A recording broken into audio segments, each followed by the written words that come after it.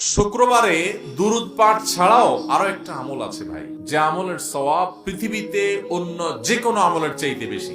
এত বেশি সওয়াব, এত বেশি বিনিময় আল্লাহ তাআলা অন্য কোনো আমলে দিবেন না, শুক্রবার একটা আমল করলে দিবেন। সেটা বলবো?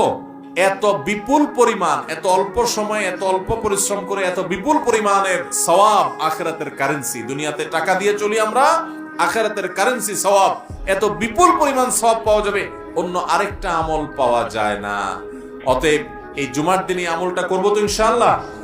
এটা যদি কেউ করতে পারে, নবী করিম সাল্লাল্লাহু আলাইহি সাল্লাম বলেছেন, ওই ব্যক্তিকে, এই যে মসজিদে বাসা থেকে ঘর থেকে হেঁটে গেল, প্রতিটা কদম, যতগুলো স্টেপ সে নিবে, যতগুলো কদম সে ফেলবে, এই প্রতি কদমের বিনিময়ে, এক এক কদমের বিনিময়ে 1 বছর নফল রোজা রাখলে এবং তাহাজ্জুদ পড়লে যে পরিমাণ সওয়াব পাইতো সে পরিমাণ সওয়াব পাওয়া যাবে।